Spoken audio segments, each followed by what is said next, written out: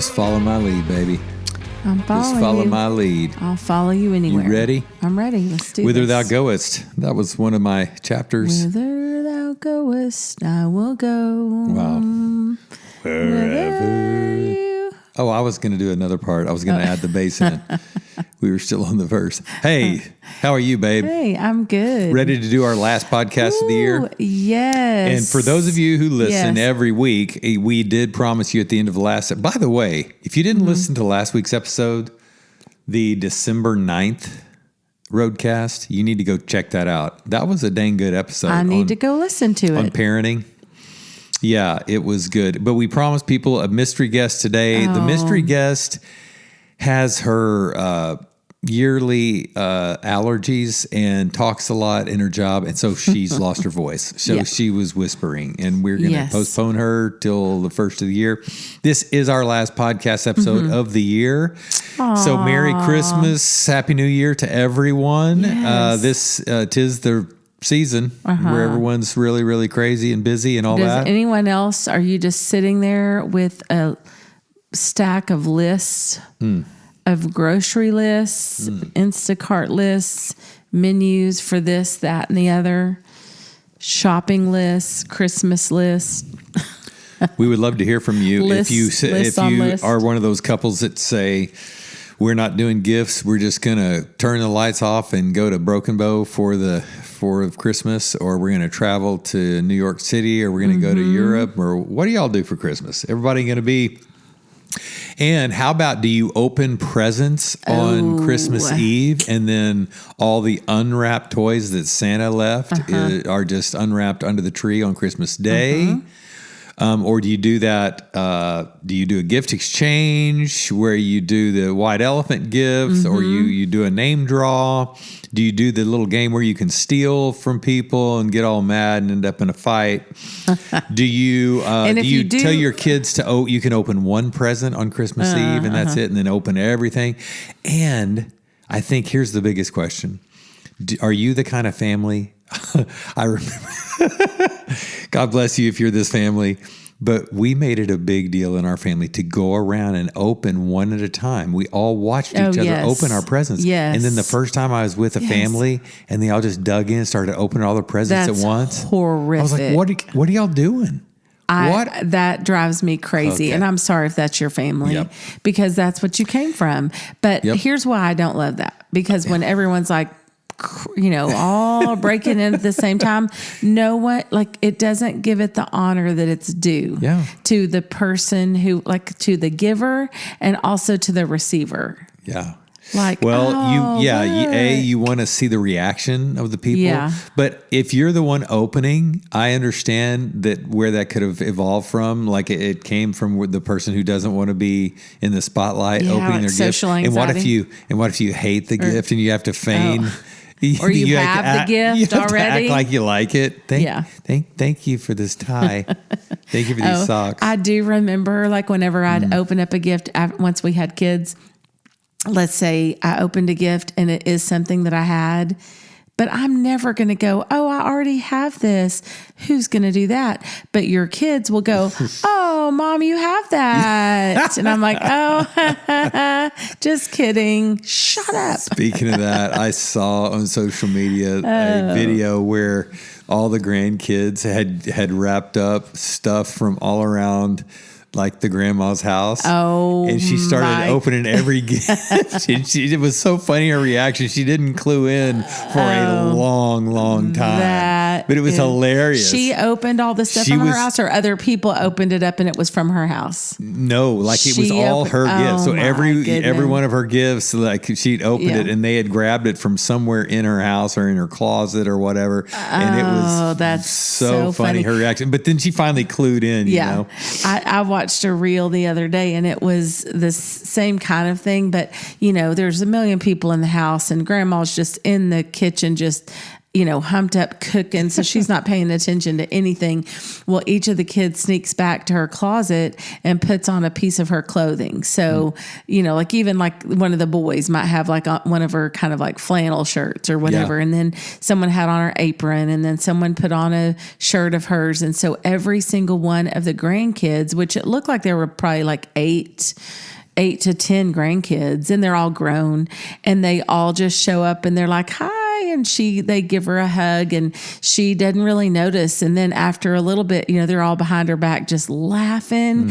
And she finally kind of clues in and turns around to look at all of them standing in a circle wearing a piece of her clothing. Oh my gosh. It was hilarious. And then she just started laughing. And have you seen the one where grandma's sitting in a chair facing forward, facing the camera, and all the like 17 grandkids line up behind her, and they just come up and they talk. They go, hi, Grandma. And then she guesses their name, guesses which one it is.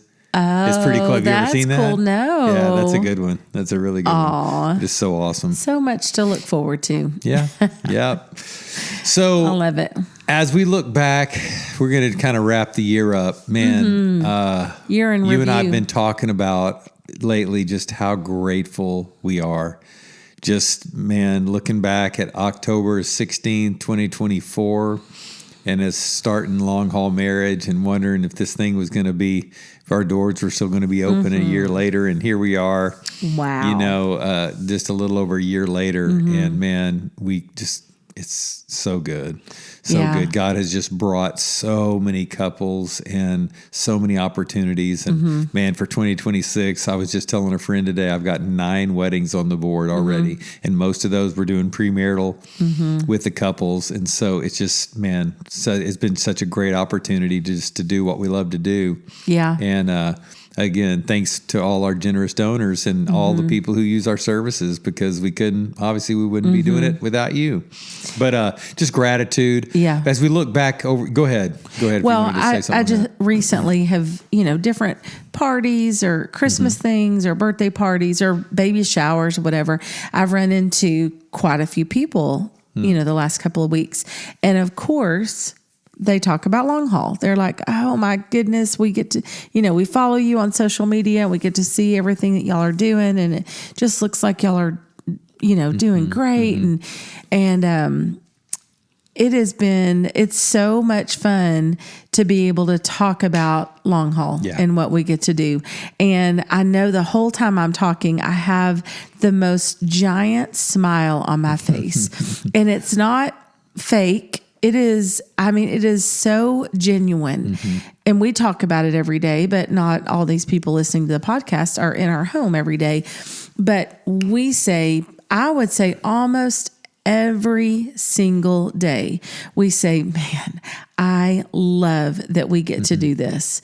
We are as happy and joy-filled and passionate. And yes, it's hard. And there are days that we're tired, or there are days that we're like, we need a vacation, or, life is hard. Something at home breaks. And it's just, it's normal life stuff. But as far as I'm doing air quotes, job goes, man, I can't think of anything else I would rather be doing, and no one else I would rather be doing it with than you. This is truly the dream of our lives. Yeah. Yeah. And it's cool how it's all culminated and how we've been prepared in every single season, every job, every ministry we've ever done.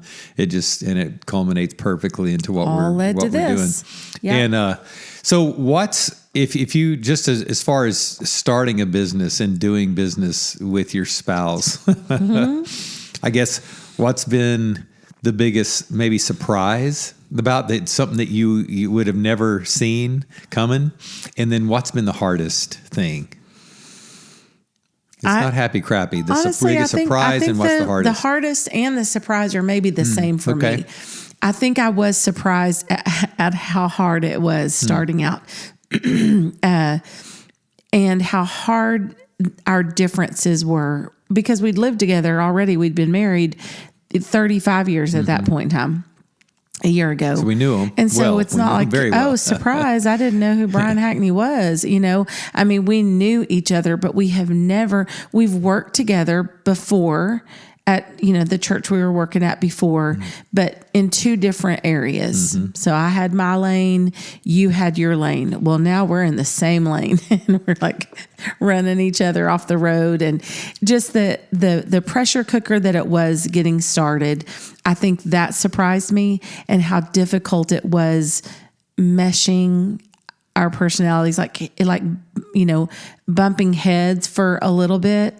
And then as soon as that was hard, it was like, man, we had that little come to Jesus meeting. And the surprise of that was how quickly we could take what's the hardest turn you can take?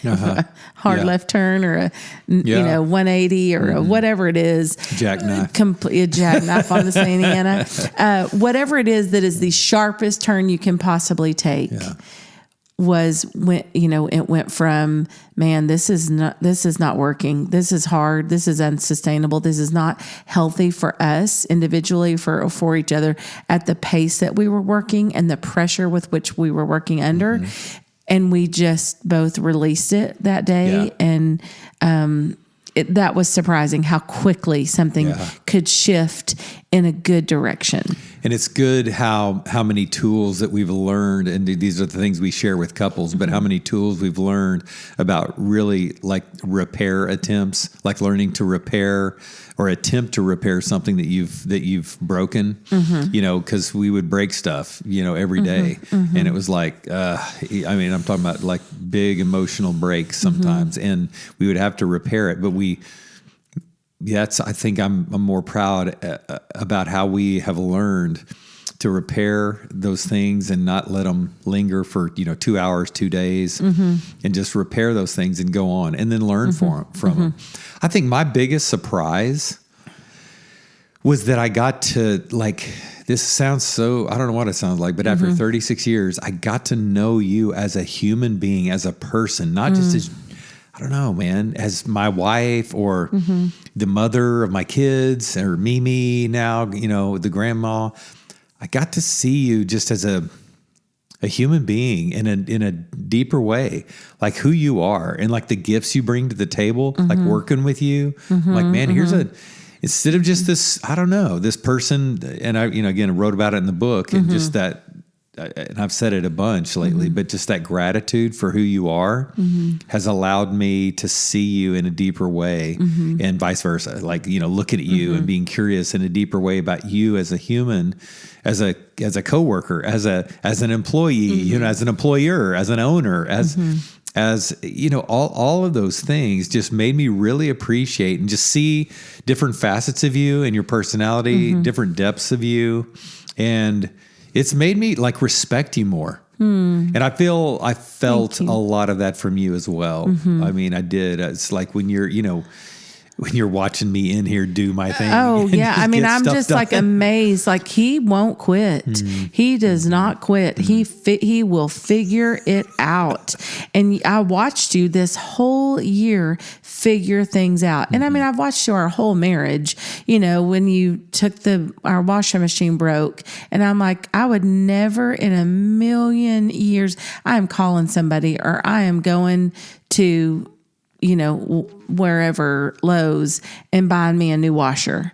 And you're like, oh no, we're not doing that. You would like took out the whole drum thing, and you got some YouTube video in there going on. And I'm like, oh my gosh, he is going to try to figure this out. And then I'm thinking, wow, with YouTube, okay, that's the thing. Now we can figure anything out. Usually pulling our toilet out of the floor. I'm like, was water going to gush out? Like, how do you know you're not an electrician. You're not a plumber. You're not a washer repairman. Yeah, but you know what? That washer literally, it's like, if it's doing this, it's usually one thing. And it was this little $8 little clutch piece from Sears, if you can remember that place. Sears. And I went like literally and grabbed, Sears. Yeah. So that shows that. But like our pool equipment, our AC unit, $8. You're not a repair person, but I've watched you. So that's like, that's what I've watched you do, is bulldog, like repair stuff around here, and you'll call somebody if we need to, for sure. But now I've gotten to watch that in business with you. Like, I don't know, how do we figure out how to do a website? Well, let's just look it up and see. And, how do we do an RSS feed? How do we set up podcasts? Blah, blah, blah. How do we do QuickBooks? I mean, everything you just figured it out. We did it. And well, we did it together. I was the good helper. So the partner, you are a great helper, and all the social media and all the posting and all the, the newsletter and just the now I think I found my lane. Mm-hmm. I love newsletters. I love staying in touch with people. I love the marketing aspect. Mm-hmm. I love connecting and networking, all that. And like you said, we've done it for years, but I was in the healing place, which I'm so proud of, that ministry we did. Just talking to hundreds of people, thousands over those, 20 years. Mm-hmm. But doing it with you, you talking about, you found, yeah, bless you. Thank you. You found your lane. Yeah, you found your lane. Like doing that marriage coaching and marriage counseling together has been like the highlight of my freaking year. Yeah. Just being able to just be online or in person with those couples and just seeing what just comes out of you, the wisdom. And, I do my thing, you do your thing. And it truly is. It's been a good team. Yeah. And I really have loved doing that with you. I People feel benefit like so much from hearing from you. We could literally die. Not that we're planning on it. I don't think we're going to die anytime soon, but knock on this wood right here. But I truly feel like we can die and go, I am so this has been the greatest joy and honor of our lives, besides us, our marriage, and having our kids. I mean, our kids are our greatest, probably. Well, a lot of people don't do things out of fear, and I get it. And then they have regret, right? They look back, man, why didn't I? And we just said, we're doing it. It's now or never. It's now or never. Yep.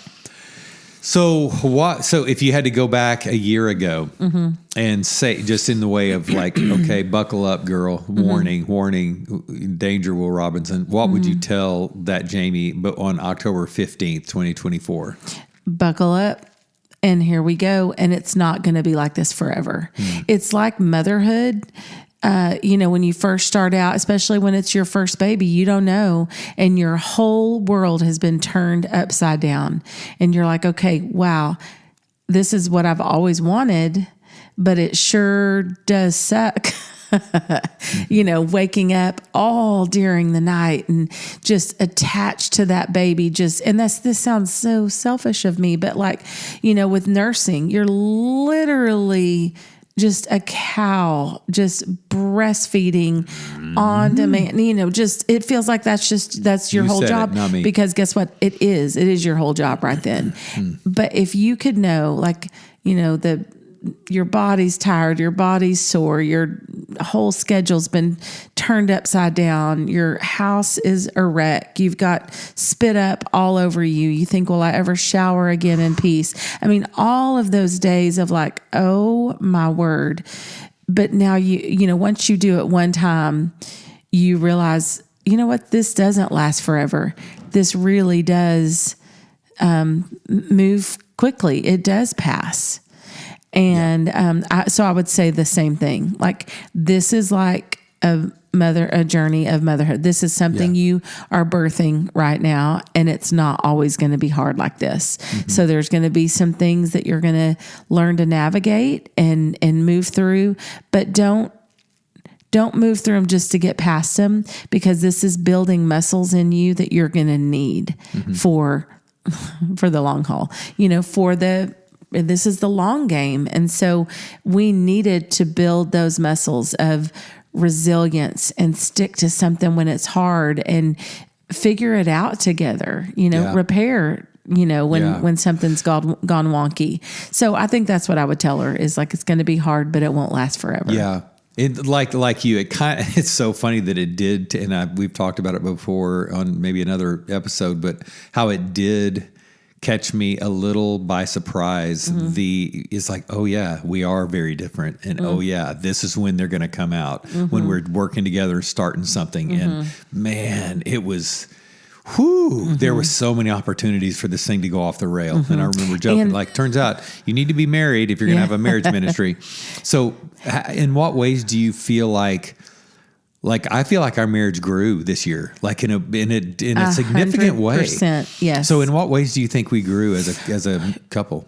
Well, I think one thing that we can't discount is right before starting long haul, just kind of a whole another story for another day, but the grief and the gut punch heartache that we were working through a really hard transition, leaving where we were and not having time to really process and deal and grieve it. We just had to jump right back in. And so I think that was, as far as like, our differences, I feel like you, and I don't know if it's completely male, female, but it seems like it to me, but it seems like you or males tend to be able to compartmentalize a lot easier. Agreed. And just like, hey, yep, that was hard, but we got to go. And I'm like, but wait, there's more. This is really killing me. Like I am sad. I am mad. I am hurt. And it was just that it was hard for me to push through that. It was hard for me to keep working through that. So I think that was a kind of a difference in our personalities. Is I was just kind of this open wound that just needed to be fragile and have a space to process and feel all of that so that it could heal. And I feel like on that part, I remember how differently you and I were approaching or feeling and expressing grief. I felt like we did good with that part. Yeah. Like I think remember like me not telling you, you need to do this No. you need to feel this way, and you not telling me, well, you need to feel this way. I feel like on that part, we so recognize, gosh, we're both freaking beat up and grieving. And so let's just give the other person a little break there. Yeah. Yeah. And on those days, I feel like, well, I mean, that was pervasive, but I feel like we did pretty good with that. I think personally, the biggest growth that I feel like we experienced was being grateful for like the asset and the gifts that the other one brought to the table, and truly seeing that and expressing gratitude and thanks and like respect for that, that kind of covered over a multitude of sins, if you will. I just feel like that was. Yeah. And what's so cool is to see that happened in such a way for you that you wrote a book about it. Yeah. And that I love how our time kind of became more our own this year. How I think we're really good bosses for each other. Yeah. Sometimes too hard on ourselves. Excuse me. Bless you. Sometimes not taking time because there's no really such thing as PTO. We've discovered we were supposed to build that in. Oops, maybe we do need to take some time off, which we are going to focus on that, I think, a little bit more this year. I should probably give you a Christmas bonus. Is that, yes. Where is that? That's right. And I don't know if you honored me on Boss's Day. Stop. Oh my goodness. Okay. That just totally threw me off track. But I think just getting to work together every day, getting to spend our time the way that, like, I think both of you and I are both hard workers. We show up for our shift. We like to do things well. We like to do things the way it makes sense, like we're not trying to make a lot of extra work. Like, what are some ways that we can, do this well, and what needs to be focused on and what doesn't. And you don't have a lot of like other outside voices speaking into that. Yeah. And we had time. Like we work from home. And so we're not having to load up in the car and spend, 2 or more hours a day just in the car or in meetings that just seem to like go on and on and on. It's like we have that's found time for us. And so that time that we've found that used to be driving back and forth or, spending in meetings or whatever, we've gotten to spend that time either, let's you and I go out and take a walk together. Yeah. Or we've learned also like, we get to spend a lot of time together. What are some ways that we need to spend, individually? In because that way, that's important. Yeah. If you're, like you said, if you've got good work ethic and you're kind of, you value efficiency, and you are an initiator, a self-starter, whatever you want to call it. You just want to get things done, and you don't waste a lot of time. Or there's no perceived waste of time. And so that's been rewarding. Yeah, it's like, man, we're going to get a lot of crap done and do it. Yeah, and just spending so much time together. I'm like, I really love spending time with you. Yeah. I know that's good that's good, right? Since we've been married for 36 years, that's good. We like each other. But it is rare. And I joke a little bit, but me too. I mean, I've heard people through the years talk about like, working with their husbands or both working from home. It's not easy. That's a whole nother episode. Yeah. Literally. Yeah. Yeah. And something kind of exciting that may be in the works for 2026. We're working with a friend of ours on possibly doing a workshop for spouses that work together and the challenges and the opportunities that brings for you to grow in your marriage. And so I am very excited about that. One thing that I've always valued about you is, we've talked before, I like to be more spontaneous and just kind of go with the flow. If you're again, if you feel like you're good at adapting to your environment and you're going to be smart about making changes where they need to be made, then, we don't have to overplan. We'll figure it out. Right. But you like to plan, and that's been the consistency with things that we know we need to do, as far as when you own your own business. Like the vision meeting, every single Sunday morning is a vision meeting, and they value that. I've gotten to look forward to that. There's been some, and you've talked about, your miracle morning and the constants of building in quiet time in your schedule and solitude and being out in nature. All those things being scheduled has been very helpful. And so we're all addicts, right? Creatures of habit. So you need to build in healthy habits in your life. And so I feel like we did that in our lives personally, long haul, home, and that's been awesome. Yeah. And it's interesting too, working from home and working both in the same business.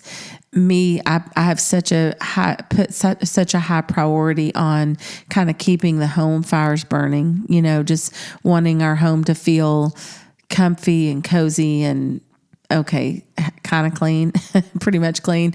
And we have a good, healthy-ish meal every night, home cooked. Incredible, babe. That's all important for me. Hey, no, thank you. Oh, well, you're welcome. Incredible home cooked, amazing. Thank you. But that's been kind of, I had to kind of figure that out in the beginning. Like, okay, we're both still working, but it's getting to be dinner time and somebody's got to go start dinner, And so, bless you. Excuse me. I drank some. Do you need? No, I'm drinking some electrolytes and I think they got stuck in my throat. Anyway, the balance between work and home when you work from home. So one of the things that's, I think, probably the biggest surprise for me is, I knew we had this network of people because of in other words, a built-in referral system. We weren't just starting from scratch, so I knew we had clientele, and I figured that they would, kind of some follow from the healing place and some just from Argyle and from Liberty or from Denton, just the school system and all that. But just the people coming out of the woodwork that are reaching out to us for help. That has been a huge surprise. Just people, new people, just coming from everywhere. So the referral system coming through Zola, this marketing, social media, but just people referring. Still just the word of mouth and the people who we've seen. So their family, their friends. So y'all just, keep referring your family and friends and your neighbors and all that. That's been a huge surprise. When I say we have 9 weddings, and most of them we're going to be doing premarital counseling with, that's not anything to sneeze about. Just that. And we're getting to where like today, I called this girl that one of our clients had told us about because we're wanting to do, some long haul merch. So we have some really cool hats that you had made, and now we're kind of looking at hoodies or sweatshirts reach out or if you want a hat, t-shirts by or the whatever. way. So anyway, we are looking at getting some merch. So one of our clients gave me the first name of a girl she uses for all of her merch. And so I'm like, okay, I'm going to call this girl. So I call her today, leave her a message. She calls me back. And I'm like, wait, I know this girl, because you can hear her voice. She's so Texas and, such a Texan. And I was like, wait, I know this person.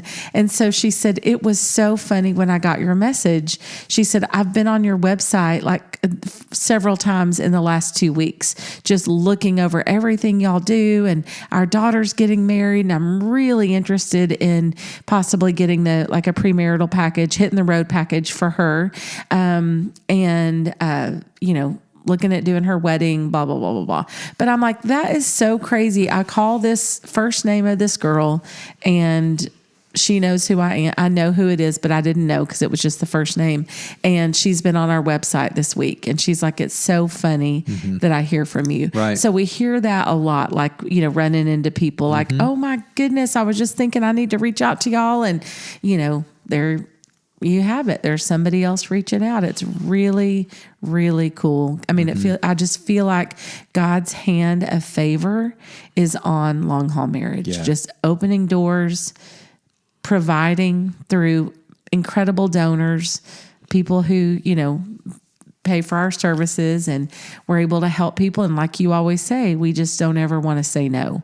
We don't want finances to be an issue, and we just haven't had to. So because of incredible, generous donors. And so anyway, I just feel like God's hand is on this ministry, and it's humbling, and it's just, I'm so grateful. So when you have things in life like, hard seasons, when we went through, you talk about in grief, this way we were leaving in our former place and going through the transition, starting a business.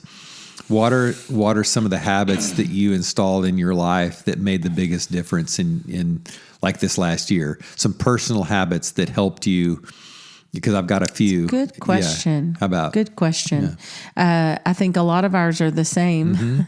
Go ahead, steal them. But every morning, without fail, stepping into that cold plunge, 45-degree water, just to say, hey, it's a new day. Wake up. It's going to be good. Let's get that dopamine hit. In Texas, it was 29 degrees, and the water's 45. Yeah. And just getting in that swimming pool, it's the craziest thing. And but man, the way we feel afterwards, we're standing over there in the sunlight, in the grass, grounding, and drying off, and the neighbors pass. Like, y'all are crazy. Yeah, we are. But doing that together, obviously the mental resilience and things it does in your body, but man, doing that with you, that partner, and just that partnership, that's really, I look forward to that. Yeah.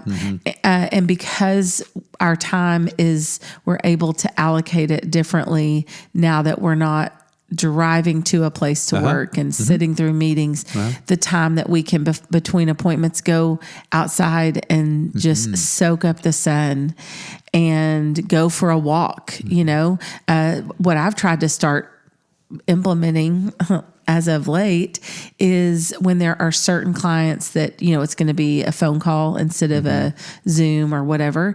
I'll go out and do a kind of a walkie-talkie kind of situation where I'll walk and I'll talk with my AirPods in. And man, that has been amazing, because you just feel like while your body's moving, it's an incredible thing, because different things can come to you, So trying to move my body more, like at least 4 times a week, just getting to work out. Like before, it would be like, okay, you can do it at 5:30 in the morning, or you can do it after dinner at 6:30 at night.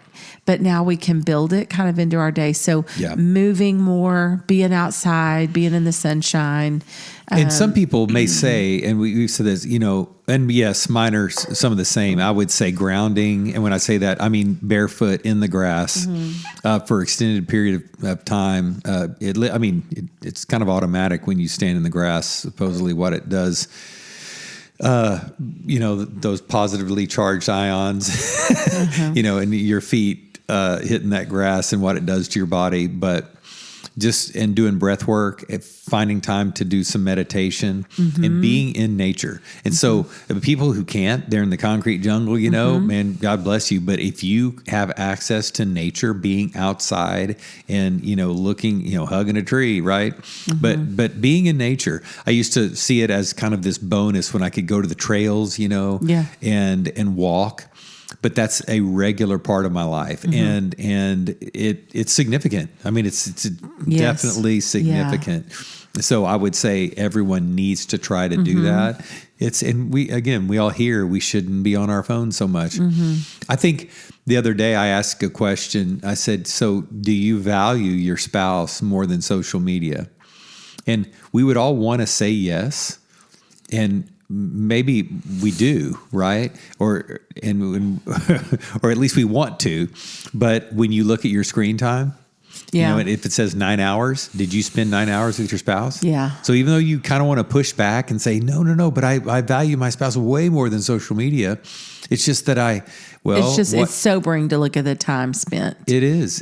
And so maybe you should spend, you know, more FaceTime with your spouse than screen time. And again, it is kind of sobering. It's convicting. You know, when you look at that, it's like, man, I need to do something differently. I think that's the biggest deal is when you take control of your schedule and you realize I really need to do some things differently.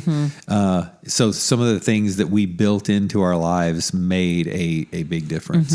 Something else I think that once we kind of could bring our heads up after getting everything started, I was like, man, I miss people.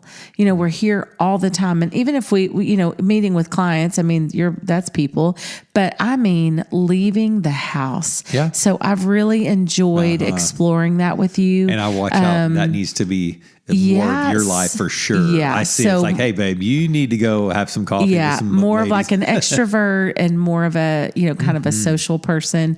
That's very important for me, but I think you've realized it's important for you too. I mean, meeting up with friends, but also even if you're not, just leaving the house and going to work from a coffee shop or somewhere. And so change the scenery, baby. Yeah. Yep. Yeah, so I think that's something that we've built in that's been good, and you know, excited to explore some new things in 2026.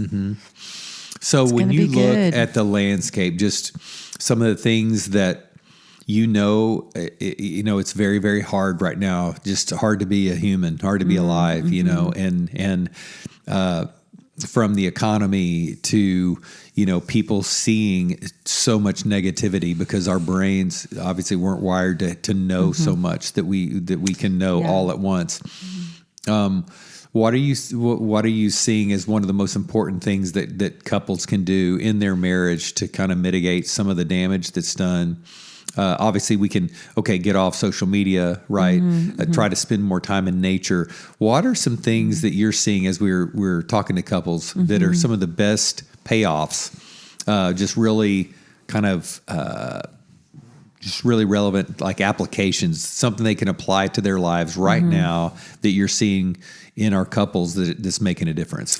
I think helping them see, I think when you're so in it, you can't see the forest for the trees. So helping them kind of rise above it, because we're not in the big middle of their situation, so we can see it from a different angle. Yeah. And so helping them kind of rise above it and see it from a different angle and giving them the perspective, you are in the thick of it with raising kids or with aging parents or, trying to navigate, a job loss or a move or, just so many different stressors on people, and just offering them a place to be heard, to where they feel heard and seen and not so crazy. They're not alone, and just being a safe space to get some of that stuff off of their chest.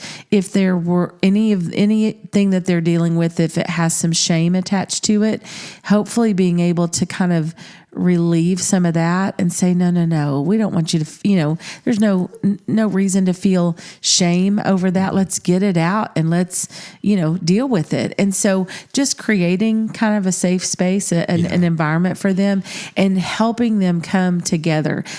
So many couples are kind of siloed, like, he said, she said, he's over here, she's over here, and trying to help them come back. Like, where were you in the beginning of your relationship? How can we, what's happened? This wall that's been built, let's start one brick at a time. And when they tell the stories, it's giving them permission to have compassion for that. Not only themselves, but that other person. Maybe I should say not only their other person, their spouse, but themselves. Kind of put the emphasis on having compassion for themselves.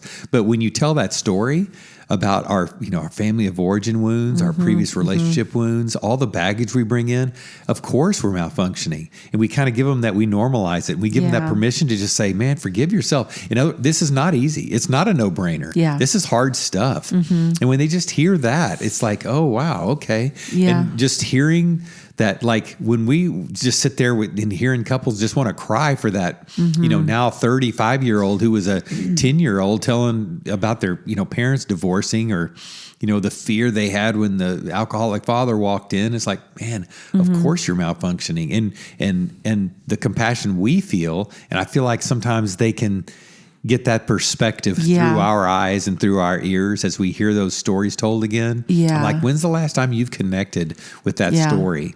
Right. Well, we developed just this, here's how they're showing up. And so now I'm telling myself a new story. We've got a new narrative around how our spouse is, triggering us. And so we're annoyed. We're irritated. We're bothered by it. And many times just that, I see that washed away, that, that contempt when they can go back and have compassion. Yeah. And just helping them see it doesn't have to be this way. Like sometimes you're so in the thick of it, you can't see that there's another way, but helping them see, no, there's a different way. There's a different way to live together and to work together and to be a team, and just kind of giving them that model. It's not like just, oh, that's good, thanks for telling us there was a different way, but it's actually helping them kind of look at what has built that wall of resentment between them. If there's any misunderstanding, let's talk it out together, and just one brick at a time, that wall begins to come down. And then, okay, now how can we be a partnership? How can you love and respect your spouse? How can you show them love in the way that they'll receive it the most? What does that kind of love look like? That sacrificial love. Maybe they've never seen it before growing up. Maybe they have, but they feel so far from it that they just think, shuck it all and just, maybe throw a bomb in there and walk away. I think we're done. It's just giving them hope.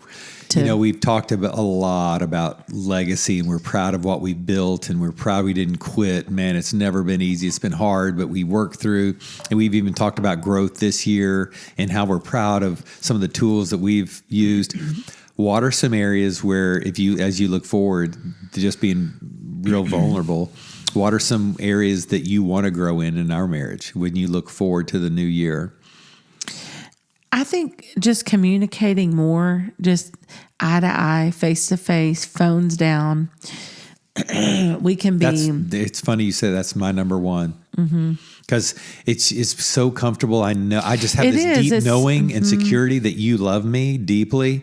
But because of that, and just the comfort of just you being in the room, and so you're over there in your little chair, I'm in my chair at night after work, and or we're doing work still. It's like, okay, wait, put the phone down.